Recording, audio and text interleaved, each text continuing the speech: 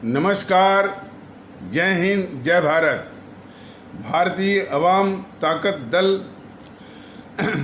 अपने भारतीय भाई बहनों अर्थात अपने देश भारत की जनता अर्थात अपनी भारतीय अवाम से भारतीयता आधारित आपसी श्रद्धा, भारतीयता आधारित आपसी स्नेह, भारतीयता आधारित आपसी प्रेम, भारतीयता आधारित आपसी अखलाक मोहब्बत, भारतीयता आधारित आपसी सहयोग, भारतीयता आधारित आपसी सम्मान, भारतीयता आधारित आपसी एकता, भारतीयता आधारित आपसी भाईचारा तथा भारतीयता आधारित आपसी सद्भाव को समझने व उसे आत्मसात करके वैसा ही और उसी अनुसार आचरण एवं व्यवहार करने हेतु और इसके समस्त भारत में प्रचार प्रसार करने हेतु और इसकी अहमियत और महत्व को प्रत्येक देशवासी को समझाकर उसे अपनाते हुए वैसा ही और उसी अनुसार आचरण एवं व्यवहार करने हेतु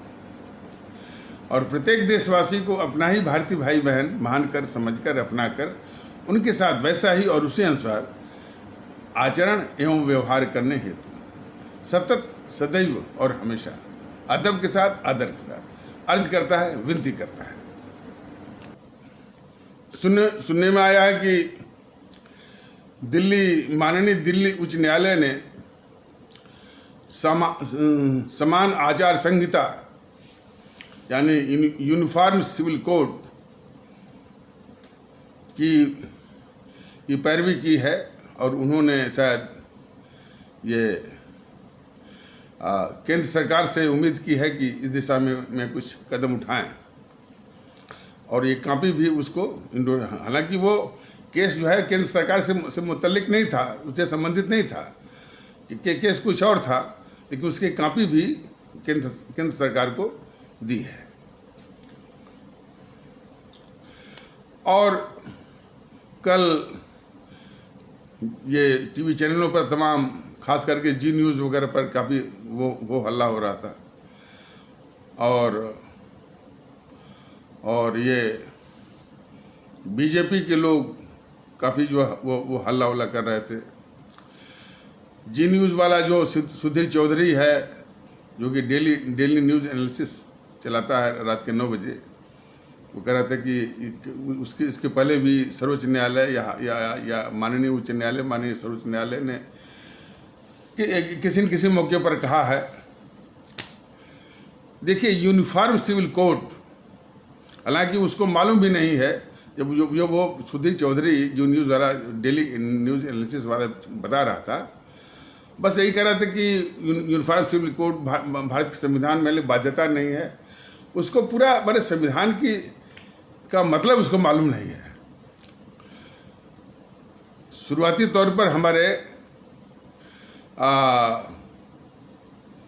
जो कि कुछ मौलिक अधिकार हैं जो कि धारा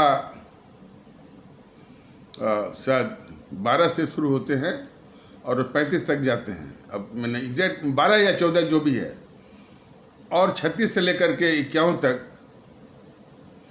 जो है वो नीति निर्देशक तत्व कहते हैं हिंदी में, नीति निर्देशक तत्व या इंग्लिश में directive principles of state policy DPSP बोलते हैं। जो UPSC की तैयारी करते होंगे या जो संविधान के जानने वाले होते हैं, ये 2 भागों में है। एक फंडामेंटल राइट है जो कि शायद 12 से शुरू होकर 35 तक है, मैंने धारा 12 से लेकर 35 तक, और शायद 36 से लेकर के 51 तक जो है वो नीति निर्देशक तत्व या directive principles of state policy या DPSP करते हैं।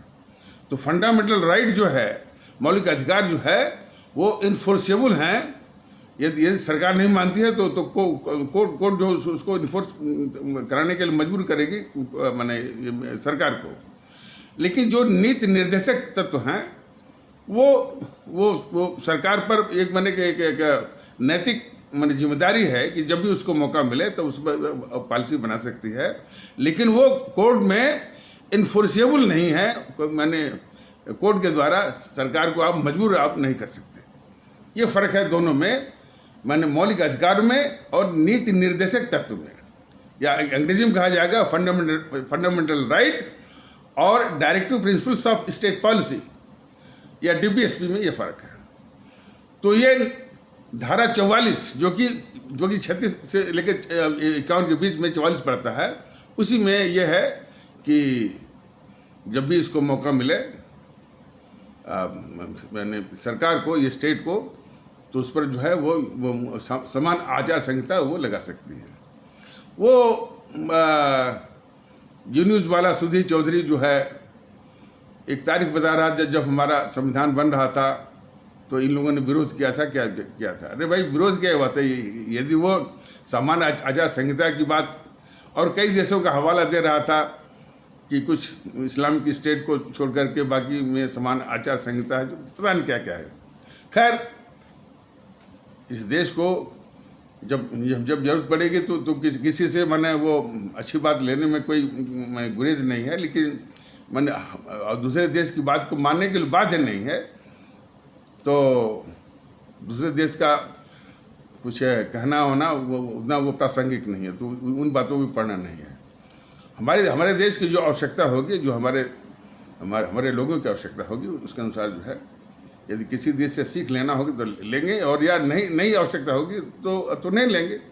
तो ये उतना महत्व का विषय नहीं है। तो अब इसमें क्या है? अब जो है बीजेपी वाले, जैसा कि उनको दिख रहा था, ढिढोरा पीटना वो शुरू कर दिए। अब देखिए जरा, ये निर्णय या आदेश माननीय दिल्ली उच्च न्यायालय का है, और ये केस जो है वो केंद्र सरकार से मुतल्लिक भी नहीं है। केस तो किसी और से संबंधित है, लेकिन उसमें एक 2-4 लाइन इसके संबंध में डाल करके और उस फैसले की कॉपी जो है उसने इंडोर्स कर दिया है केंद्र सरकार को। इतने भर है। अब इसको बीजेपी जो है विपप करने के लिए वो ढिढोराबाजी शुरू कर दिया, और वो जानबूझ करके वो ढिढोराबाजी इसलिए, और शायद भारतीय आवाम ताकत दल को तो ये भी शक है, और जैसा कि सूचना मिलती है कि इससे मैंने जो उच्च न्यायपालिका है, मैंने हाई कोर्ट्स यानी ऑनरेबल हाई कोर्ट्स और ऑनरेबल सुप्रीम कोर्ट, इसमें जीएनपीसी के अधिकांश जीएनपीसी के तत्व और वामपंथियों के तत्व भरे पड़े हैं। और जब से ये कॉलेजियम सिस्टम आया है, कॉलेजियम सिस्टम ने उसको और पुख्ता कर दिया है। उसी जीएनपीसी के तत्वों के और वामपंथियों के तत्वों के अन्य बच्चे ही जो है उसमें आते हैं और ऊपर को एलिवेट होते हैं। तो ये प्रॉब्लम है हायर जुडिशियरी से। तो वह एक अलग समस्या है इस देश के लिए। भारतीय जनता दल भी इस समस्या से बहुत चिंतित है। इसीलिए न्यायपालिका जो है वो इस देश को चाहिए क्या, इसकी ज़रूरत क्या है, वो कुछ उल्टी दिशा में चलती है। और कहना नहीं चाहिए कि ये और मानवाधिकार आयोग एक जो है मैंने यहीं के लोग जाकर मानवाधिकार आयोग की भी अध्यक्षता करते हैं सेवानिवृत्त होने के बाद। वो मानवाधिकार आयोग का क्या रिकॉर्ड रहा है? वो सिर्फ अपराधियों और आतंकवादियों के लिए तो बहुत मानवता दिखाते हैं।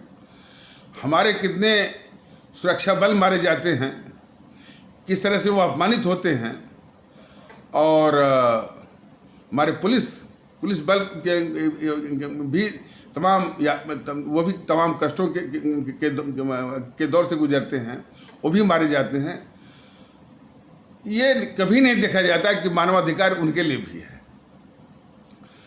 तो ये ट्रैक रिकॉर्ड रहा है न्यायपालिका का, और न्यायपालिका से जो सेवानिवृत्त लोग जाकर के यानी मानवाधिकार के रूप में अपना फर्ज निभाते हैं, उसका भी ट्रैक रिकॉर्ड यही है कि मानवाधिकार अपराधियों के लिए और आतंकवादियों के लिए तो बहुत मानवता दिखाता है, लेकिन हमारे जो सुरक्षा बल जो कि इन आतंकवादियों से लड़ते हैं, मारे जाते हैं, हमारे पुलिस बल के लोग मारे जाते हैं, उनके लिए इस मानवाधिकार का कोई मानवता दिखती नहीं है।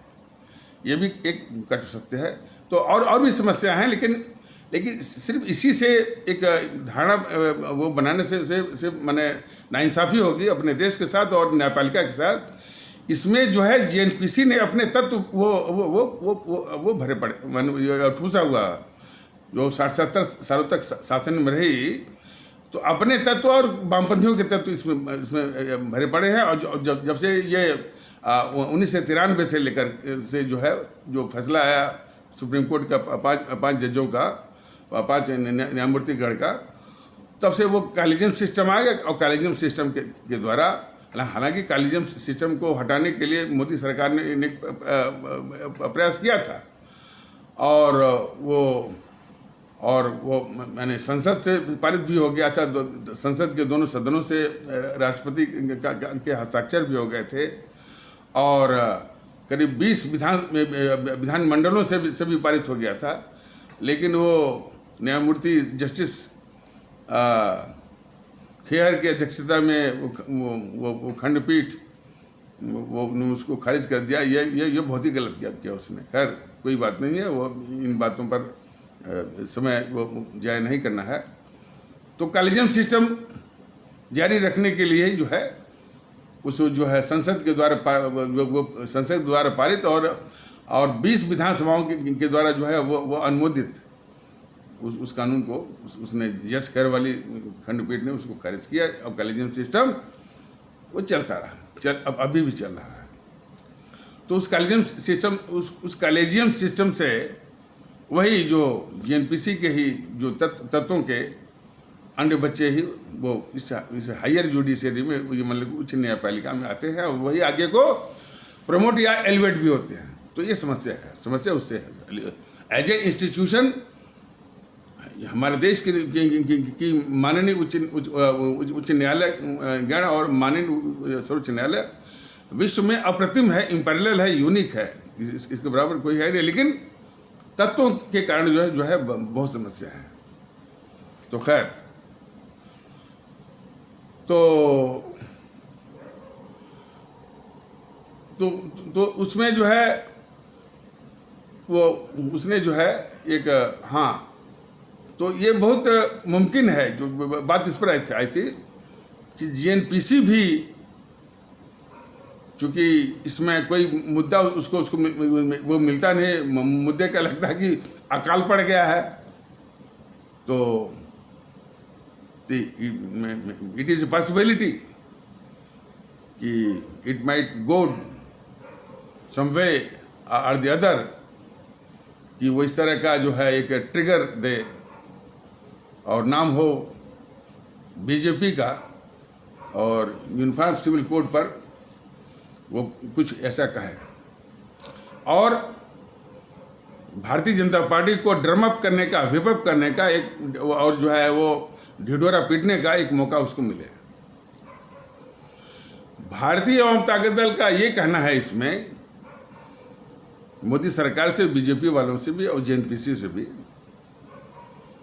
कि इससे अधिक जरूरी है इस देश का जो पैसा लूटा गया है आज की तारीख में, यानी 10-12 सौ लाख करोड़, फिर से वो फिगर बोली जा रही है, क्योंकि ये 2011 के आसपास जो है ये फिगर थी 400 लाख करोड़।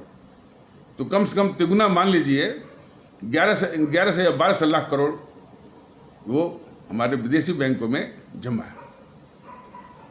मोदी महोदय 2014 के संसदीय चुनाव में ये घूम कर, जबकि उसके भ्रष्टाचार के कारनामे पूरे देश में फैले हुए थे, और आए दिन जो है माने यूपीए सरकार, माने सोनिया मनमोहन की सरकार का जो दूसरा यूपीए काल था 2009 से लेकर 2014 वाला, आए दिन जो है भ्रष्टाचार महंगाई यही चल रहा था। तो जनता बहुत गुस्से में थी। तो वो भ्रष्टाचार की बात, तो उसमें जो है कालाधन की बात बहुत, उसमें इसी जेएनपीसी ने अन्ना हजारे को भी लगा दिया। अब तो बातें आ रही ना कि अन्ना हजारे वह इसी जेएनपीसी के द्वारा प्रायोजित एक जो है षड्यंत्र था, ताकि जनता का ध्यान इधर उधर भटक जाए। अब उस प्रकरण में अभी मैं वो जाना नहीं तो मुख्य विषय वो भटक जाएगा। तो उस समय ये फिगर थी 400 लाख करोड़, अब इसमें 11 से 12 लाख करोड़। हालांकि अब वो उतना कालाधन अब वो होगा कि नहीं होगा, इसलिए कि सब बड़े साथिन हैं, इधर उधर कर भी दिए होंगे, और फिर वही कालाधन लौट करके किसी दूसरे रूप में माइसस रूट और फलाने रूट ढकाने रूट के फिर इसी देश में लग गया होगा। उसका माने अब वो दूसरा रूप धारण कर लिया होगा। लेकिन कोई एक ईमानदार जात उसकी हो तो ये सब पता वो लग सकता है। मोदी महोदय हमारे जो प्रधानमंत्री महोदय हैं, ये 2014 के संसदीय चुनाव के प्रचार के दौरान इन्होंने यानी जो जेएनपीसी की लूट का या भ्रष्टाचार का बहुत कुछ वर्णन किया, और उसके आधार पर जो है बहुत माने वो जनमत तैयार किया। और भोपाल में तो बोले थे, भोपाल में इन्होंने कहा था कि ये कांग्रेस जो है इस देश को इतना लूटा है कि यदि भोपाल में 1 लिख करके उसके आगे 0 बढ़ाया जाए, लिखा जाए, तो वो 0 माने भोपाल से बढ़ते बढ़ते दिल्ली तक पहुंच जाए। और इस बात समझ कि इससे ये सबसे बड़े डकैत है। यही तो मोदी महोदय बोल करके और कालाधन लाने के लिए उस समय जनहित याचिका चल रही थी राम जेठमलानी के द्वारा। मुकुल रोहतगी उनके वकील थे, और सुप्रीम कोर्ट डंडा बजाती रही, फटकार लगाती रही। ये एक जो है जेएनपीसी की सरकार, सोनिया मनमोहन की यूपीए सरकार मुंह नहीं खोल रही थी। तमाम झूठ पे झूठ वो जो है वो सुप्रीम कोर्ट के आगे वो बुलवा रही थी।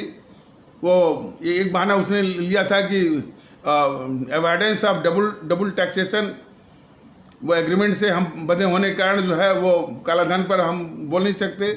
और उस समय कालाधन पर पूरी दुनिया में चर्चा चल रही थी। कई सर्च इंजन गूगल इत्यादि ढूंढ रहे थे। भारत के जो काले धन के खातेदार हैं उसकी भी जानकारी भी लगभग मिल चुकी थी, और जर्मनी की तो एक सरकारी संस्थान ने इसका पता कर लिया था, और वो उसके पास इंफॉर्मेशन भी आ गई थी। और उसने भारत सरकार से कहा भी था कि हम और देशों को तो मैंने कि चार्ज करते हैं, यानी वो प्रभार उसका लेकर के इसकी सूचना हम देते हैं, लेकिन गवर्नमेंट ऑफ इंडिया को, भारत सरकार को हम फ्री ऑफ कास्ट, मुफ्त में हम देने को तैयार है। लेकिन तब भी इसने नहीं लाए, क्योंकि यही तो डकैत थे, यही सत्ता पर बैठे थे, और इन्हीं का वो कालाधन था। तो जाहिर सी बात है कि इस तरह की आफत वो क्यों लाते वो। लेकिन अन्य स्रोतों से वो जो अधिकारी वहाँ के हैं, जो अधिकारी जो है वो वित्त मंत्रालय, उनके पास भी आया हुआ था।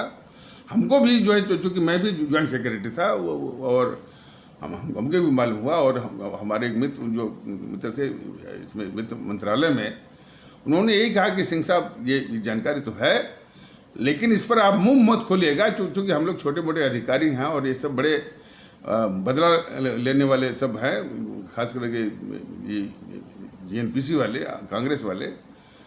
तो वो थोड़ी भी बात चलेगी तो सब ये चटनी कर देंगे, और कहीं का हम लोग नहीं रहेंगे। तो उसी समय बताए थे कि कालाधन में राशि के हिसाब से, अमाउंट के हिसाब से, अमाउंट वाइज जो है सबसे टॉप पर नाम जो है भारतीयों में, इंडियंस में, इसका सोनिया का था, 30 लाख करोड़ था। और उसके बाद जो है ये जो राहुल है उसके नाम से 12 लाख करोड़। बताइए, न कोई पोर्टफोलियो, न कोई बात, न कोई उद्योग, 12 लाख करोड़ उस वक्त था। अब तो खैर, अब तो ये रिपोर्ट आ रही है कि अब इसका हो गया है शायद 35 लाख करोड़, इस राहुल का। और उसका हो गया है 35 से 40 लाख करोड़, और 80 लाख करोड़ या 100 लाख करोड़ इसका सोनिया का हो गया है। तो कम से कम 1.5 लाख करोड़ आज की तारीख में, ये 1.5 लाख करोड़ जो है इन दोनों का ही है।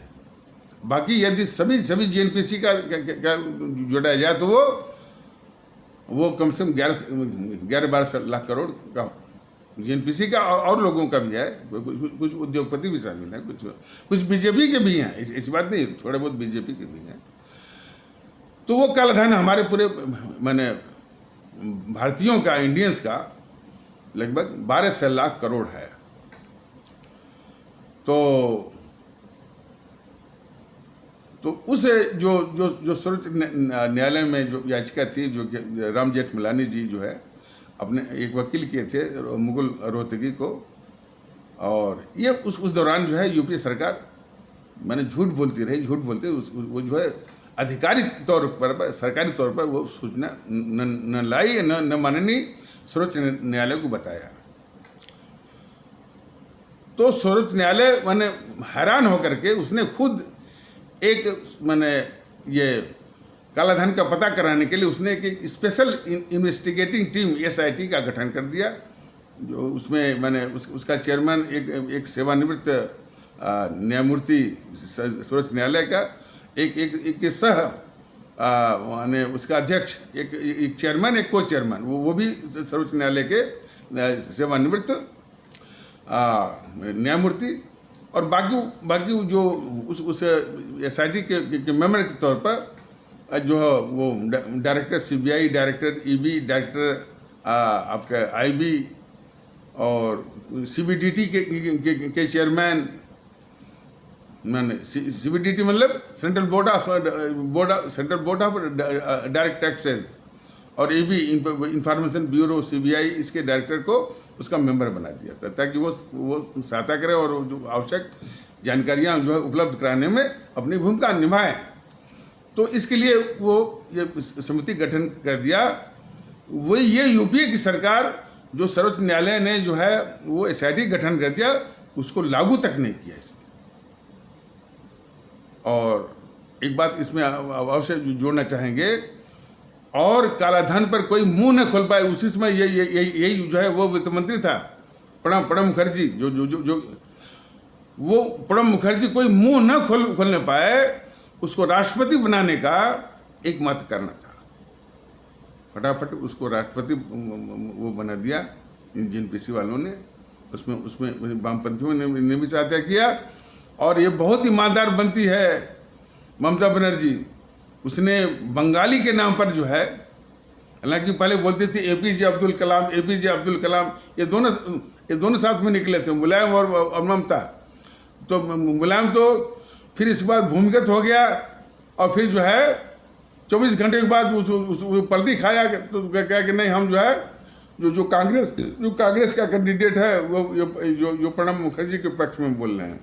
बस अकेले रह गई वो ममता बनर्जी, और वो भी मन करते अंतिम मौके पर वो भी पलट गई, कह गया कि कम से कम बंगाली हैं ये प्रणब मुखर्जी, और तो APJ अब्दुल कलाम को अपमानित करने के लिए ये सब नाटक किए थे मुलायम और ममता बनर्जी के लोग। खैर, वो इन सबों का जो चरित्र है वो तो देश के सामने ही है। तो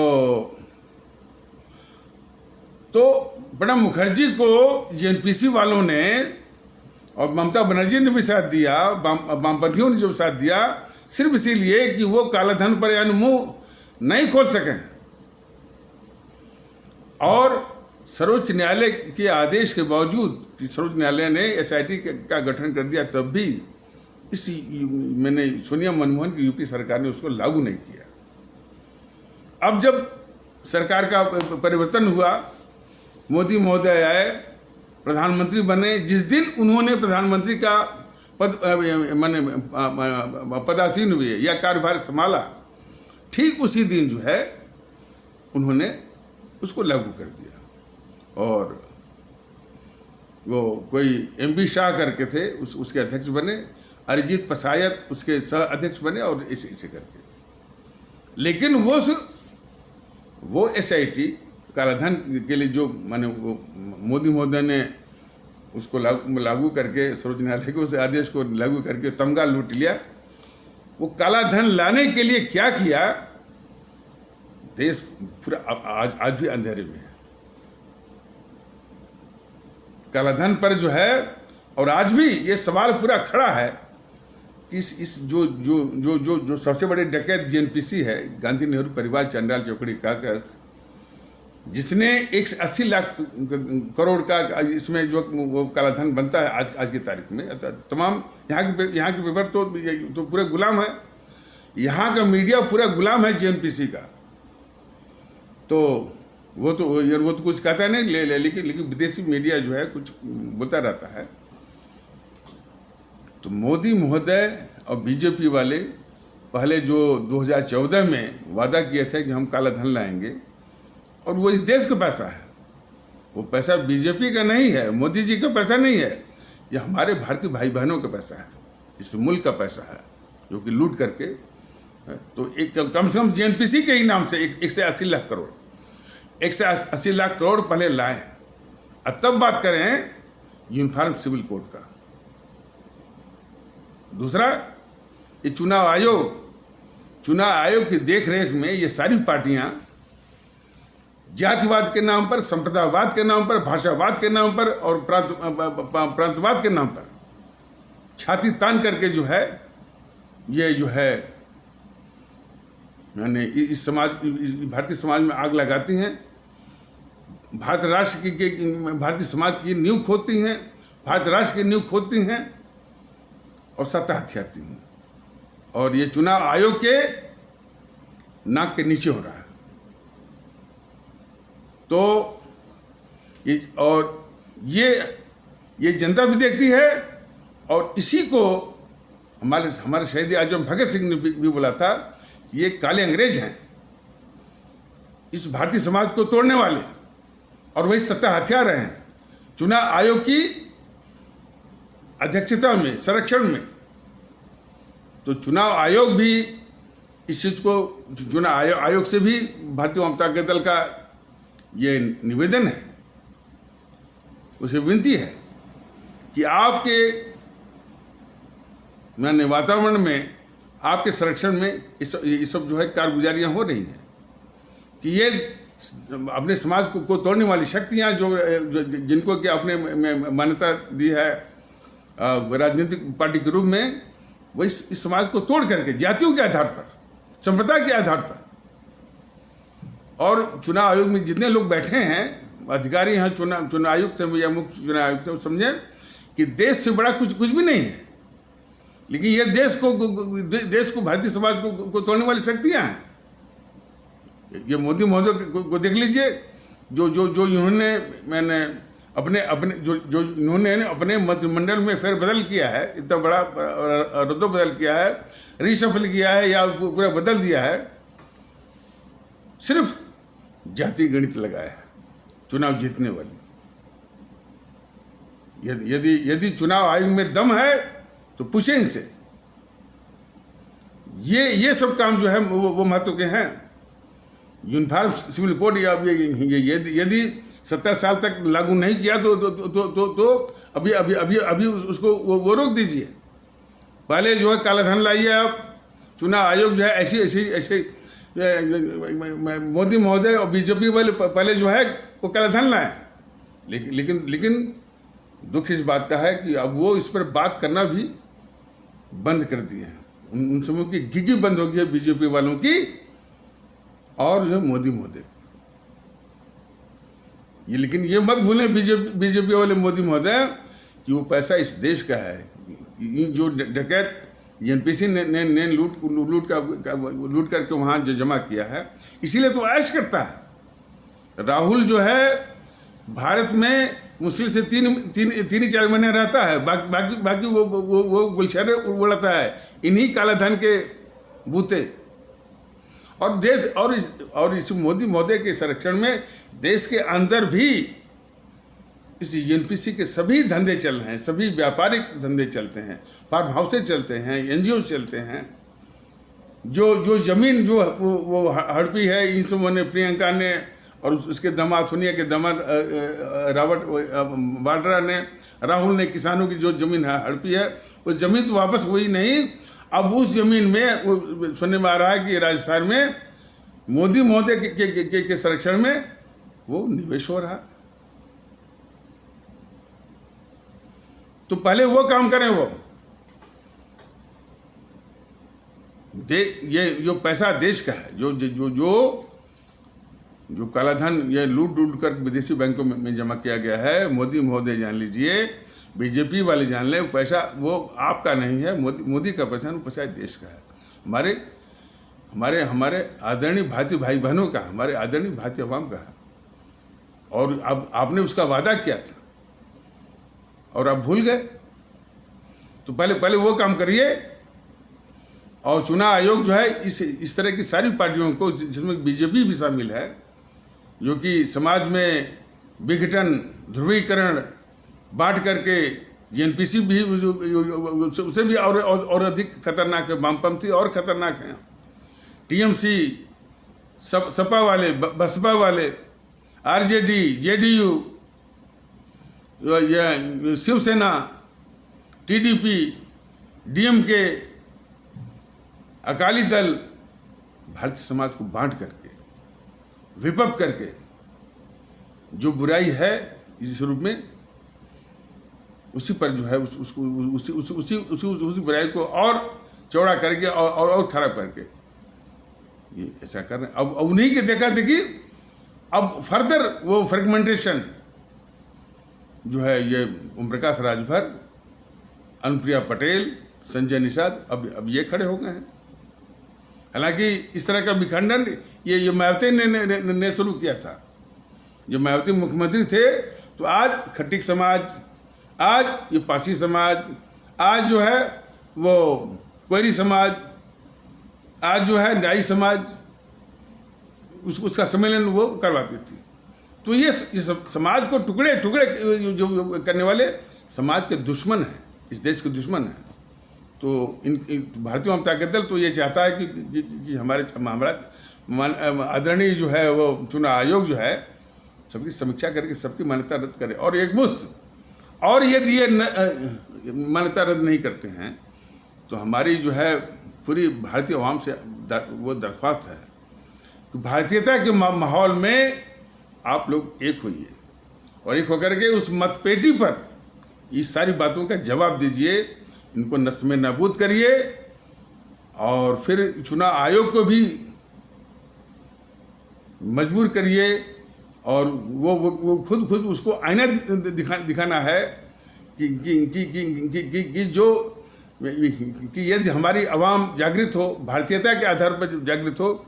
और देखिए, भारतीयता को नष्ट भ्रष्ट करने के लिए, उसको छिन भिन करने के लिए सारी ताकतें हैं।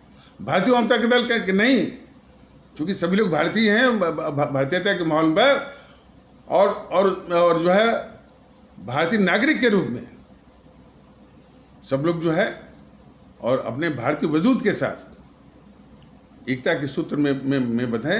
और सारी जो है ये भारतीय समाज को तोड़ने वाली, भारत को तोड़ने वाली ताकतों को उसी ईवीएम मशीन पर उनको नष्ट में नाबूद करने का मन बना है। क्योंकि जो देखने को मिल रहा है, अब कोई संस्था ऐसी बची नहीं है कि इनका मैंने इन समाज विरोधी और देश विरोधी ताकतों का बाल बांका भी कर सके। और न उसका कोई उसका इरादा भी है, जब नहीं कर तो सकती है लेकिन इरादा नहीं दिख रहा।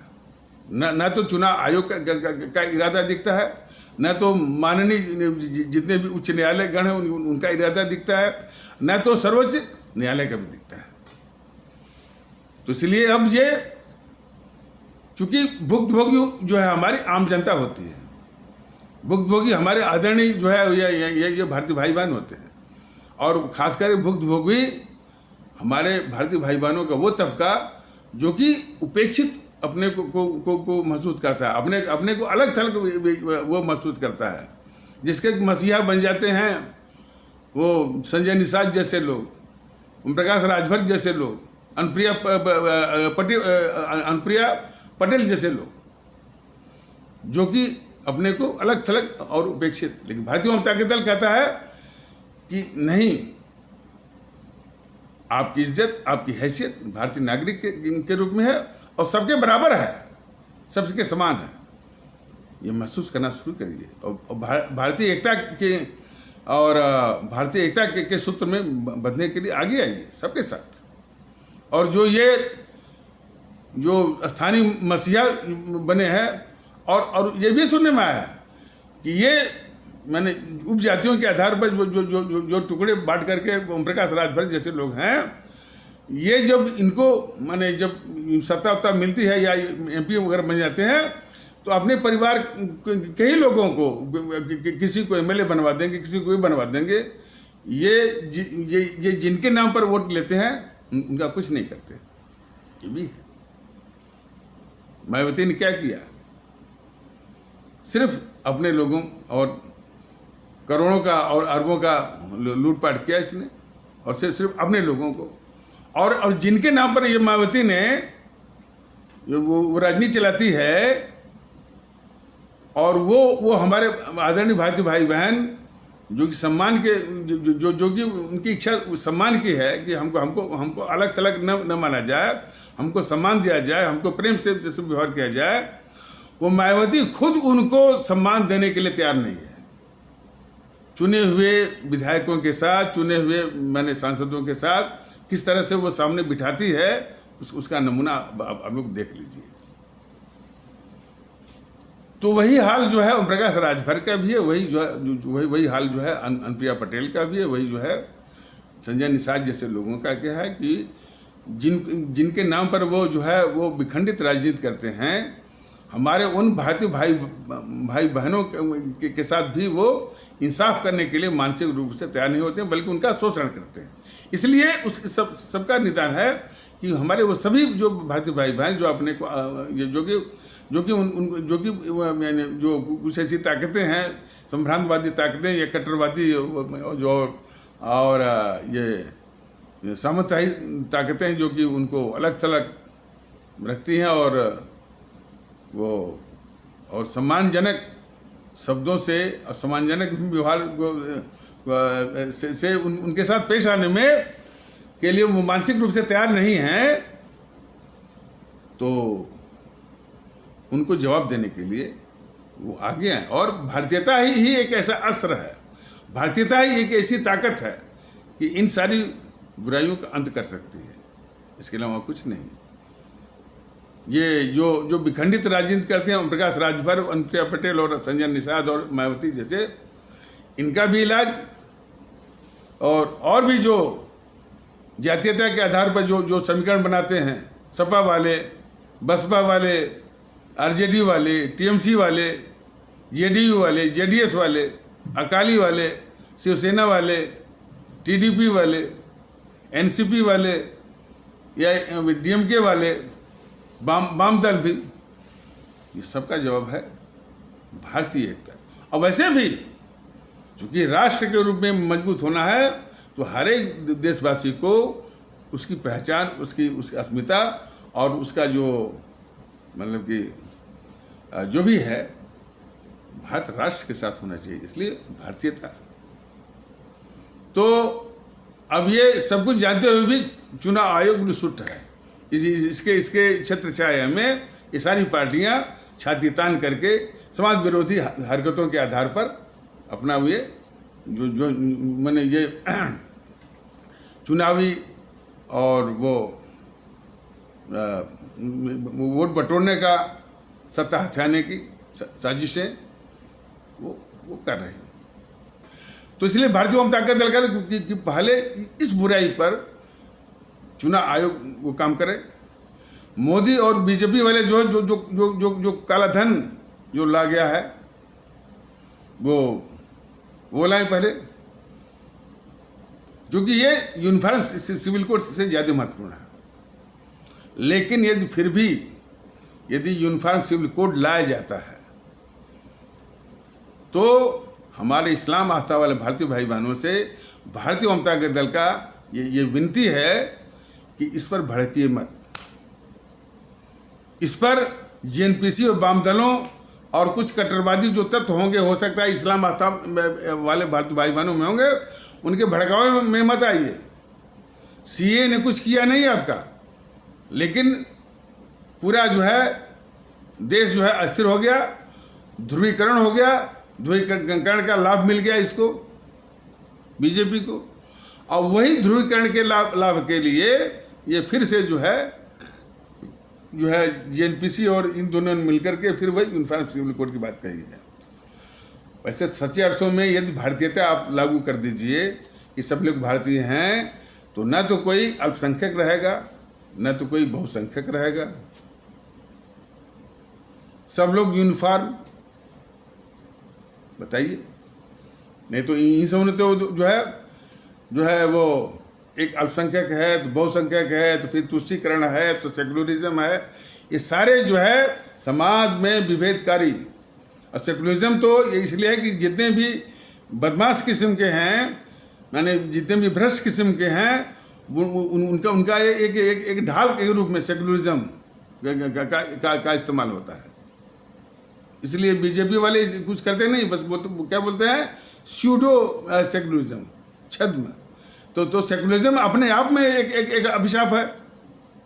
हमारे यहाँ तो जो हमारी जो मान्यता रही है सर्वपंथ समभाव, सबके साथ एक ही भाव रखने का, और हम कहते हैं सर्वपंथ समभाव, तब तक जो है पीछे से जो है वो पुष्पेंद्र कुलश्रेष्ठ है, वो इस्लाम आस्था पर ही जो है वो आक्रमण करता है, और वो जो है लगता है कि बीजेपी के द्वारा जो है वो प्रायोजित है, लेकिन वो भेष बदला हुआ है। वो वास्तव में जेएनपीसी के द्वारा प्रायोजित है, और जेएनपीसी तो इतना भेष बदलने में या कैमोफ्लेज करने में वो माहिर है।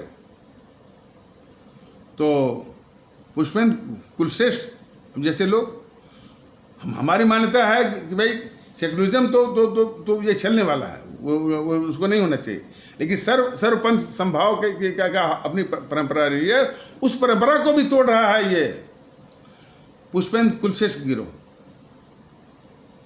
हमेशा आक्रमण करता रहता है इस्लाम पर। अब तो कुछ ऐसे भी जो है वो पैदा हो गए हैं। कल मैंने जो है वो यूट्यूब पर देखा, कोई कट्टरवादी था हिंदू सनातन से, वो कह रहा है कि धर्म सिर्फ जो है हिंदू वाला है, और बाकी सब वो जो है ये पंथ में मार है काट है फलाने ढकाने है। जो व्यक्ति जो पंथ का मानने वाला दूसरे पंथ की इज्जत नहीं कर सकता, उसका इस मुल्क में रहने का कोई अधिकार नहीं है। ये स्पष्ट रूप से ये भारतीय वामता के दल कहता है कि जो व्यक्ति माने जो एक पंथ को मानने वाला है और दूसरे पंथ की आलोचना वो कर रहा है और अपने पंथ को श्रेष्ठ दिखा रहा है, वह इस मुल्क में रहने का वो उसका हक नहीं बनता है। वैसे भी भारतीय वामता के दल ने कहा है कि ये जो पंथ हैं, हिंदू सनातन हो, इस्लाम हो, ईसाई हो, ये आदरणीय हैं, सभी महान हैं, लेकिन उनसे विनती की गई है इसको व्यक्तिगत रूप से निभाइए, और बाकी हमारा सामूहिक जीवन जो है वो भारतीय रहने दीजिए, राष्ट्रीय रहने दीजिए। जो इस देश का कानून है, जो इसका जो नियमावली संविधान है, उसके अनुसार उसको चलने दीजिए। यही विनती करता है। आदरणीय सभी है और सभी पंथ समान है,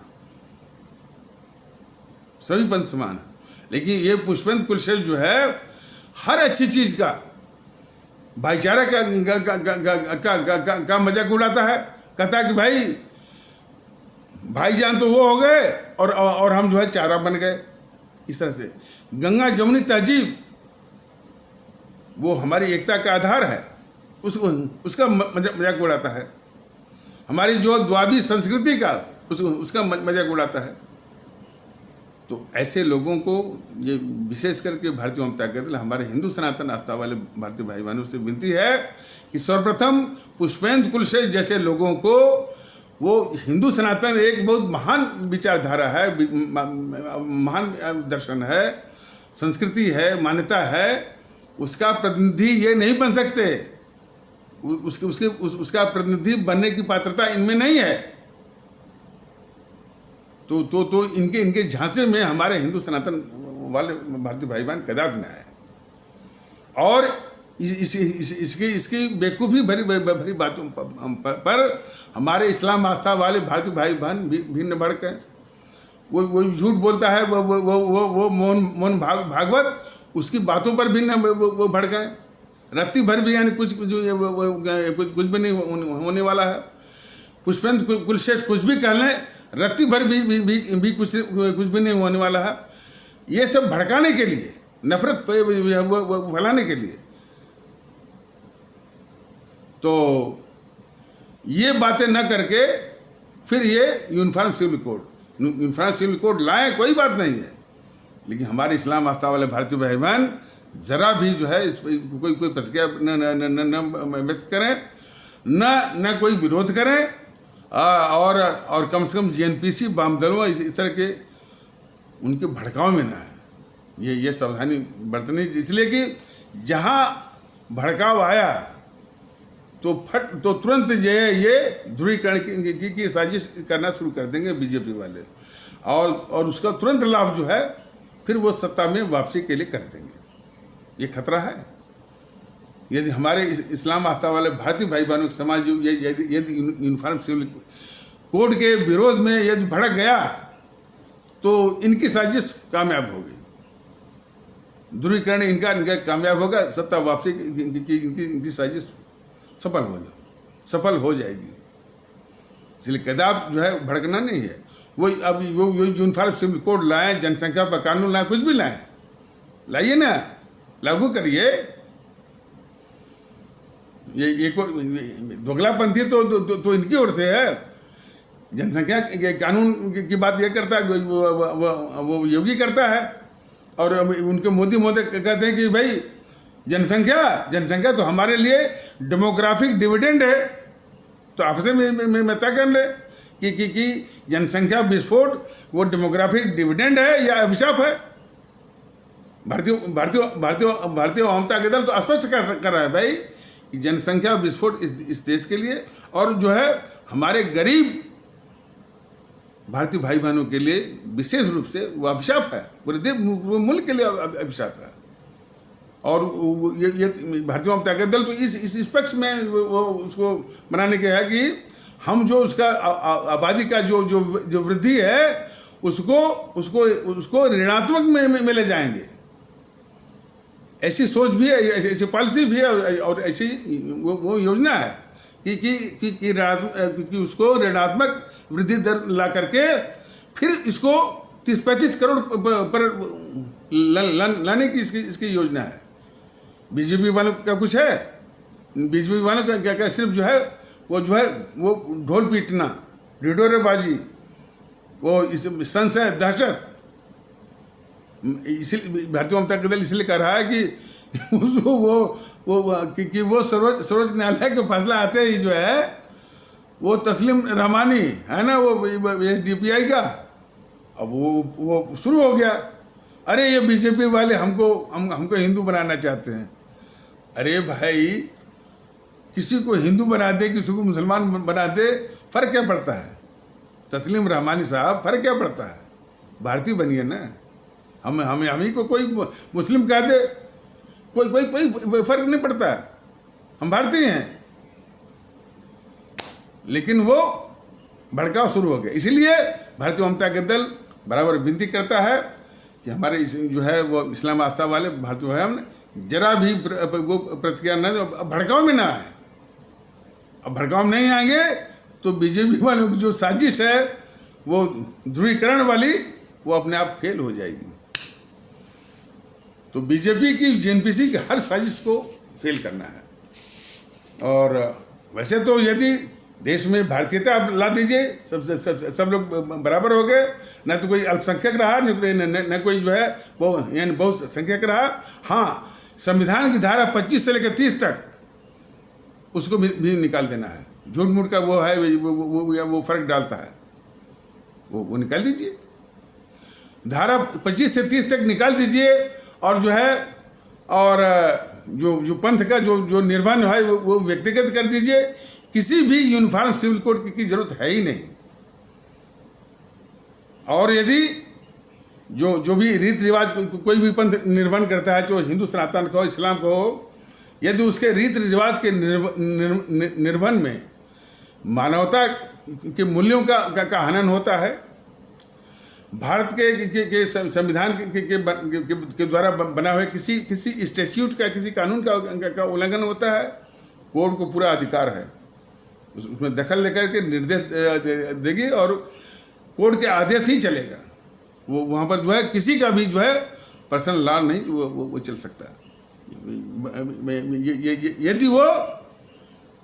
यदि वो मानवीय मूल्यों का उल्लंघन होता है और भारत के कानून का उल्लंघन होता है, कोर्ट को, न्यायालय को पूरा अधिकार है कि उसमें दखल दे और वो निर्देश दे दे।